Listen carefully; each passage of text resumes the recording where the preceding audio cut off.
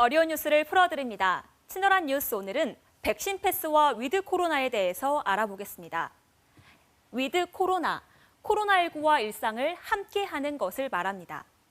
정부는 다음 달부터 단계적 일상 회복으로 전환하겠다는 방역 목표를 밝혔는데요. 단계적 일상 회복은 총 확진자보다 중증 환자와 사망자 수를 줄이고 관리하는 체계이며 중증화와 사망을 줄이기 위한 최선의 수단은 예방접종입니다.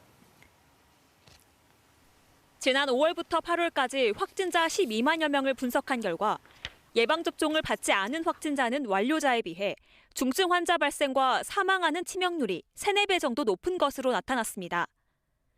정부가 백신 접종률을 높이기 위해 백신 패스 도입을 검토하는 이유입니다. 백신 패스, 한마디로 백신 접종을 모두 끝낸 사람들에게 주는 증명서를 말하는데요.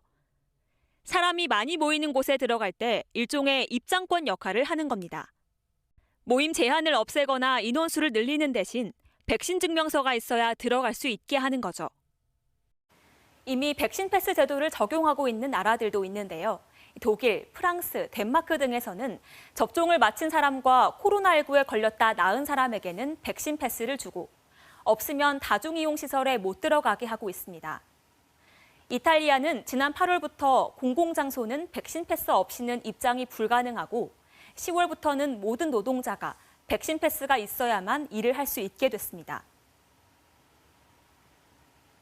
최근 프랑스 정부는 백신 패스 정책을 강화했는데요. 12세에서 17세 청소년들도 이 규제 대상에 포함시켰습니다.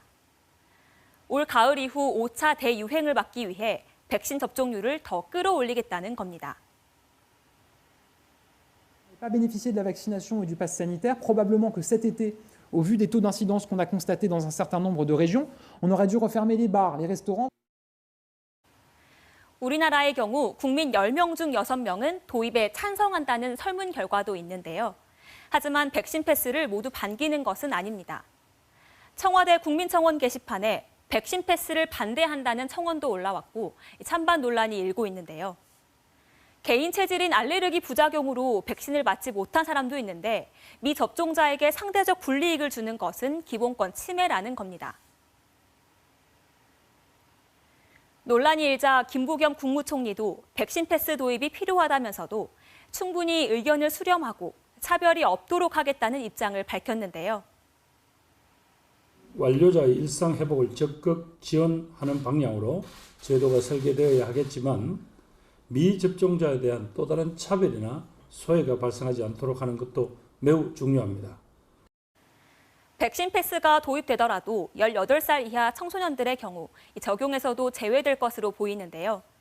정부는 또 불가피한 건강상 이유, 접종 중 알레르기 반응 등 이런 부작용 때문에 접종이 불가능한 경우에도 예외를 두는 방안을 검토하고 있습니다.